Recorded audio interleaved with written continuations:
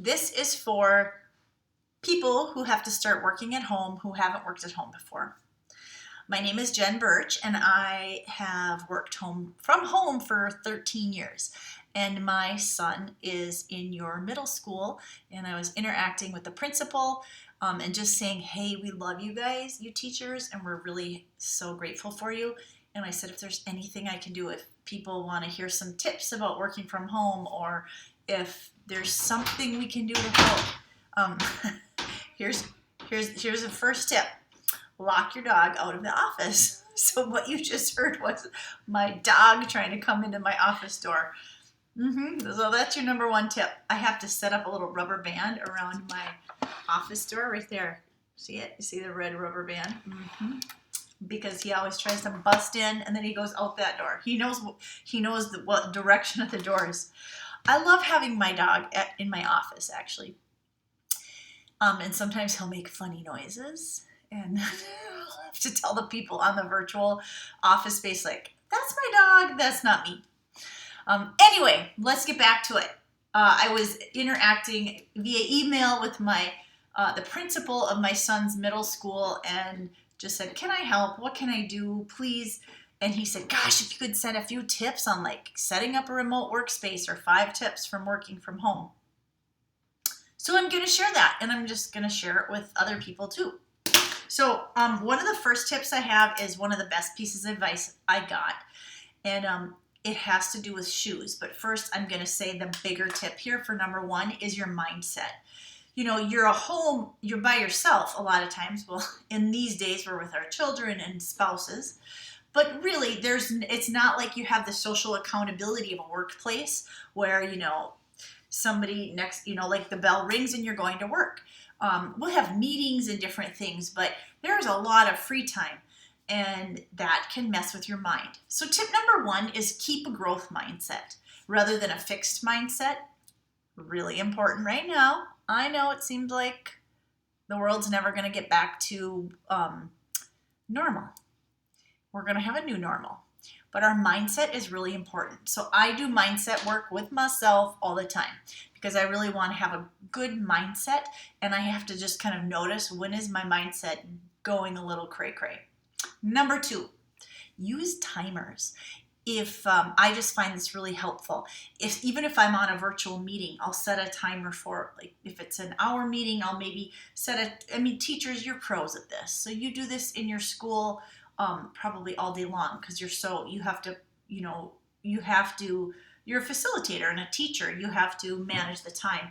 But I just find in my home virtual office, it's kind of handy to have a timer and use it. So if I want to give myself 15 minutes to do something, if I happen to get distracted by that social media post, that timer will remind me to get my butt back and focus on what I need to get done. I think when you're independent and when you're, again, not in a workspace, it can be even easier to get distracted. So using timers helps me stay focused. I could be on my own on that one, but it's a suggestion. Number 3, set your space up so it's healthy physically and mentally. And so by that, I mean, I just make sure your space is physically good. I'm going to share a link to a little video I did with a chiropractor, and he gives some tips on setting up your space for ergonomics. Like, my feet should be flat on the floor, and I have to remember that one because I often want to cross my legs, and it's better to have my feet flat. So there's a video for the physical health of your space. But let's just talk about, for some of you, it's like you have to make shift. So get it set up, get it how you like it, but then start to ask yourself, what would be helpful? What could I use here? I got that shelf back there, for example, on Facebook Marketplace for probably $30, and it's a nice IKEA shelf, but I wanted a shelf and I wanted it to look kind of nice. And I got those chairs, those ones right there, the white chairs, they used to be orange. And I spray painted them for fabric with this fabric paint. But I just wanted kind of a nice space to go to. Now that's a little more long term, but what my point is there, mentally, if you're having struggles working, you might need to clean up your space. Like, I have this big pile of paper right here. and it's driving me crazy. And I need to clean that up. So this weekend, one of my tasks is going to be to get rid of all the paper clutter in my office. That's what I mean by mentally getting your workplace set up so it's conducive. I have a couple of other videos I made about some like working from home that I'm going to share. Okay, so tip number 1 was mindset. Tip number 2, use timers. Tip number 3 was set up your space physically and mentally conducive. And then number 4, big one, stay adaptable. I mean, right, isn't that just good advice for right now? But stay adaptable. I like to think of goals in even almost anything I do like an experiment. Now, this comes from working at home for 13 years. I like to think of it as a big experiment. And what do researchers do when they have experiments? Well, here's what I know. They have a timeline. They have a data set that they look at. They evaluate. So all of those things, go ahead and evaluate and think about, what's working for me right now with my office after your first day. God, what is not working? What are the low-hanging fruit that I have to fix? What am I learning? Okay, I'm learning that I like to stand. So for me, example, I have a little stand-up desk over there. And it's important for me to have that because I don't want to sit all day long. Sometimes I want to stand up and I want to interact that way. And I will do virtual classes I have one that I do regularly for leaders, and we do that 90 minutes as a group session, and I love to stand during that one. Stay adaptable. Whatever you set up can be changed. I just feel like that's really important because you can kind of go crazy. Independently by yourself because it's like you're your own boss essentially in that space and there's no requirements, and so I just find that that's really helpful. Even tools I'm using, remember that it's an experiment. And then tip number 5, give things time.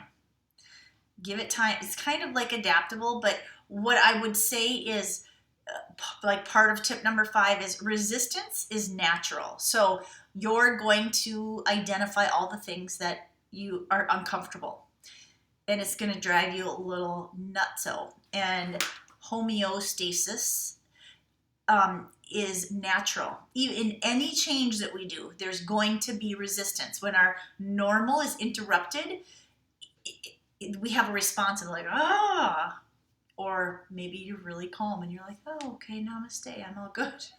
But really, anytime our normal is disrupted or interrupted even a little bit, and there's naturally some resistance. So that's all right. Acknowledge it. Notice what it is. Negotiate with that resistance and give things some time to sink in. So let's recap. Mindset. And I'm going to give you a little tip. This was the tip about shoes.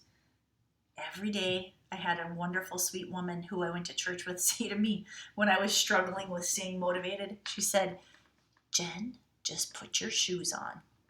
And so I do that all the stinking time.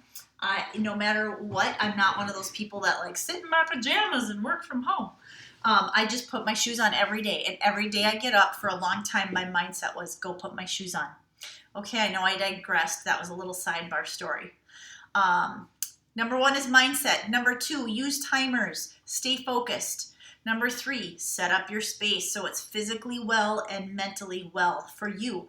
And there's some links to some other videos about some things like that.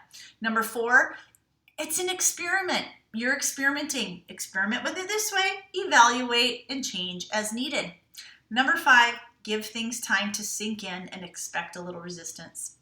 Hey, I hope that was helpful, and God bless you guys, and good luck with setting up your virtual workspaces. Let me know if I can be of help. Jen Birch with Moxie Coaching, and a proud mama of a Stillwater middle school pony and a Stillwater high school pony. Bye.